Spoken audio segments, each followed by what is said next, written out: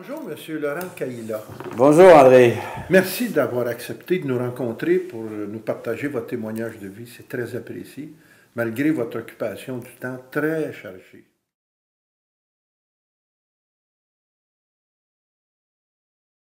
Ça a commencé, moi je fais beaucoup de photos de golf, c'est sur un terrain de golf que j'ai rencontré Céline. Et puis je voyais René souvent dans les tournois de golf, faisait des photos, puis il appréciait mon travail. Puis à un moment donné, Mohamed Ali était invité à son club de golf pour rencontrer Céline. Et puis René, il croyait pas. Mohamed Ali, c'est l'idole de René Angélil en plus. Ils sont nés la même année, date de naissance, à une journée près. Et puis le directeur général du golf m'appelle, il dit Laurent, tu peux-tu être au terrain de golf dans une heure? Je peux pas te dire pourquoi. C'est très important. Ben là, il va falloir que tu me dises pourquoi, parce que moi, je suis sur un tournoi de golf à une demi-heure de route, puis j'ai bien des joueurs, il faudrait que je me fasse remplacer. Ben, dis-le à personne. Mohamed Ali vient à son club de golf, puis on peut voir pas une bande de journalistes là, puis René voudra avoir une photo souvenir, des photos souvenirs de cet événement-là. Alors, je me suis pointé là. Et puis, justement, Mohamed Ali est arrivé. Puis, au premier contact, quand j'ai vu Céline, Moi, Mohamed Ali, j'étais plus impressionné par Mohamed Ali que Céline. Moi, je suis un fan de Jimi Hendrix. Et puis, Mohamed Ali aussi a refusé son titre pour pas aller perdre son titre de boxeur mondial pour pas aller la guerre au Vietnam. Et puis, en tout cas, tout son côté, changer son nom parce qu'il y avait un nom d'esclave, tout ce qu'il a fait. Alors, Mohamed Ali, pour moi, c'était tout un personnage. Et après, s'en suivit que René était apprécié mon travail que j'avais fait avec Mohamed Ali. Un moment donné, il y a un magazine de golf qui l'a approché pour faire des photos de Céline. Puis René a dit à deux conditions, si j'approuve les photos, puis si c'est moi Laurent Caïla qui les prend. Et de là, mon deuxième contact avec Céline. Et puis le troisième, en studio, quand elle faisait son 10 de Noël. Et puis là, ça a cliqué entre moi et Céline. Puis René, puis le courant a bien passé. Puis la tournée l'Extac About Love. Puis après, tranquillement, son photographe personnel. Vous avez suivi l'artiste pendant une dizaine d'années, Ouais. mais pas uniquement en spectacle. Vous avez pris des photos de la famille Dion, la famille élargie, les fêtes de Noël. Donc, vous les avez suivis durant une dizaine d'années. Oui, à chaque fois qu'on a besoin d'un photographe, il m'appelait un événement, l'anniversaire de René Charles, le mariage de sa nièce, renouvellement de vie de Céline, party de Noël, épichette de blé d'Inde, tournoi de golf. C'est ça. À chaque fois qu'on pense on va un photographe souvenir, il pensait à moi puis il m'appelait. D'accord. Alors, après 10 ans de service et de photos, vous avez vécu un moment très particulier avec Céline qui vous a sauvé la vie, selon vos dires. Avant d'aborder cet événement et pour le mettre en lumière, il serait intéressant que vous nous parliez de votre parcours de vie. Acceptez-vous de le faire? Bien sûr, ça me fait plaisir. Justement, ce parcours de vie-là est dans l'ouvrage de Céline au-delà de l'image. C'est mon parcours de vie avec mes difficultés que j'ai eues de jeunesse et tout ça, les troubles de toxicomanie. Et puis, quand j'ai rencontré Céline, j'avais 8 ans de sobriété.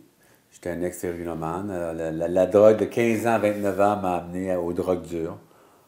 À 29 ans, j'ai arrêté de consommer. C'est en 97 que j'ai rencontré Céline avec Mohamed Ali. Mon parcours, il est écrit dans le livre. J'étais héroïnomane et puis j'ai souffert de cette dépendance-là pendant 5 ans. Et avant, c'était l'alcool, les drogues et ainsi de suite, là, par mon sentiment de rejet que je vivais en dedans de moi. Je me sentais rejeté, je ne m'aimais pas moi-même. Bon. Et tout ça est bien expliqué dans le livre. Et puis vous étiez descendu suffisamment bas pour être en danger de mort, si je comprends. Ah oui, je quittais dans la rue, j'avais fait des overdoses. Jusqu'en 89, là, oui. Quand j'ai arrêté de consommer, j'ai été 10 jours sans dormir. Puis ils m'ont diagnostiqué comme j'avais une hépatite, mais la ni A ni B à l'époque. L'hépatite C n'était pas connue. Et puis, c'est là dans le livre que j'explique aussi. En 2001, j'ai dû. On paye tout le temps nos erreurs. Là, puis, je pensais que j'étais comme guéri sans avoir fait de traitement. Puis, il y a des gens que ça disparaît, l'hépatite C, par miracle ou par. Il y a 10 des gens. Mais moi, en 2001, le docteur m'a annoncé que. Il me restait 4 ans à vivre si je ne faisais pas un traitement d'interféron. Puis c'est ce traitement-là qui m'a ramené en contact avec les aiguilles, qui m'a ramené en dépression. Puis tranquillement, subtilement, m'a ramené à l'aiguille en 2006. demandé, moi j'étais 10 ans avec elle, je me trouve très, très chanceux et puis privilégié d'avoir parcouru ce chemin-là. C'est sûr que si Céline me demanderait de faire de la photo pour elle, je dirais pas non. Mais comme elle dit dans sa préface aussi, elle dit je m'en vais sur une autre direction, puis la direction que je veux aller, c'est vraiment pour aider les jeunes qui se sortent de ces dépendances-là, puis qui aient le courage, puis de l'amour qu'ils ont besoin pour arriver à se sortir de ce problème. Quelle est la dépendance? Alors, revenons à cette rencontre tout à fait unique avec Céline. Vous avez un coup de fil, on vous invite à vous présenter Oui, à la dernière année, en 2006, j'avais fait juste un événement ou deux pour eux, puis bon, moi, j'étais vraiment sur la rechute, là. Ça faisait 17 ans que je ne m'avais pas injecté de drogue dure, puis là, j'étais retourné dans les aiguilles.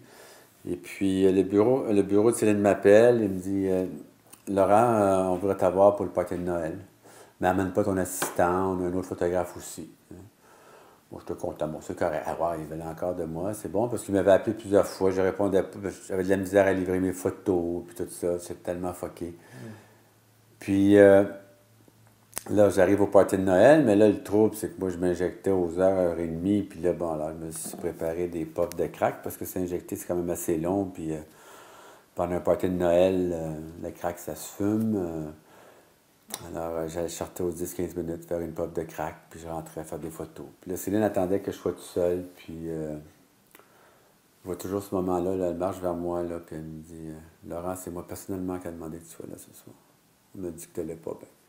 Je t'aime, Laurent, tu vas t'en sortir, hein. Je sais que tu vas t'en sortir. Puis elle me prend dans ses bras, puis elle touche ma croix, un rituel qu'elle fait tout le temps.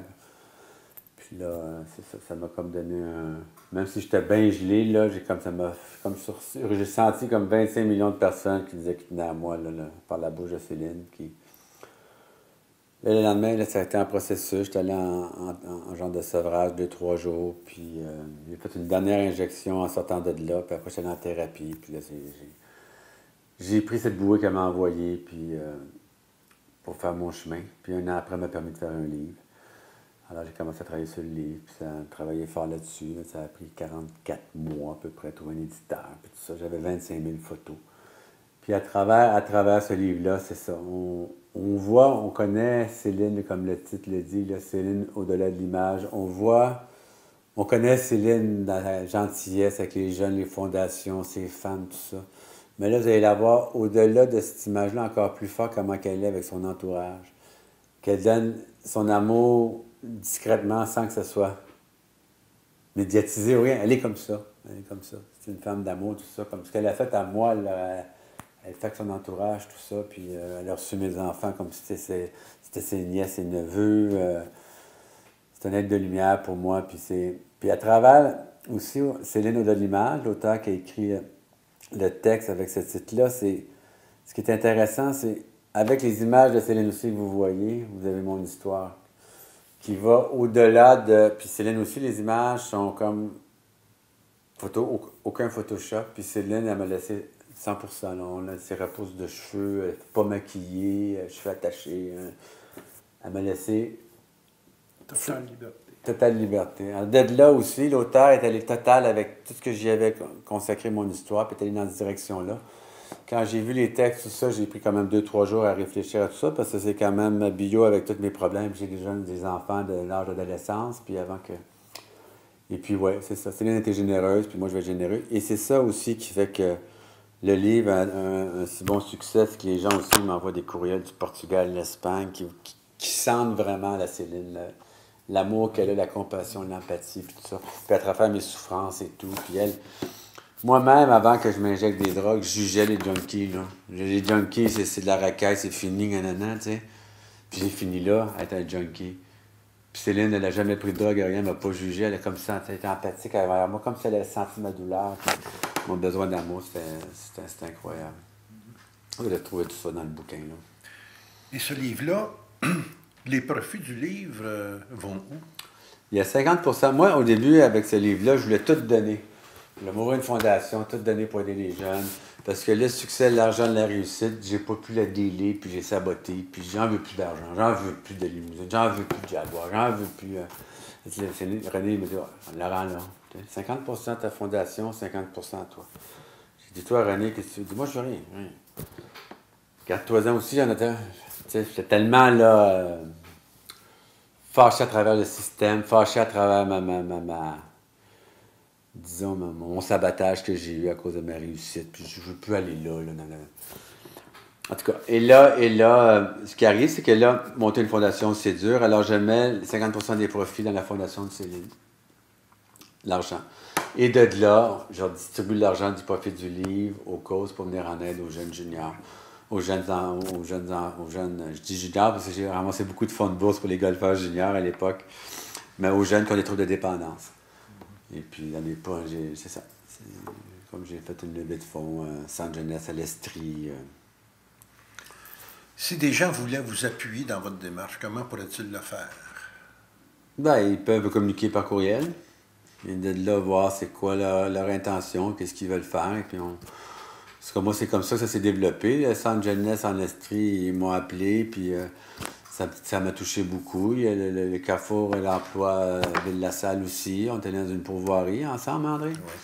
Oui. Et puis avec les jeunes, Avec et les puis c'est ça, on partage une réinsertion sociale au travail, puis tout ça. Puis moi, je suis toujours bien ouvert quand je peux dire oui, ça me fait plaisir, puis je tends la main, puis on avance ensemble. En terminant, un dernier message à ceux qui vont nous écouter. Je dirais, le temps des fêtes approche. Paix, amour à l'infini, à vous tous et votre famille. Merci beaucoup, Laurent. Merci.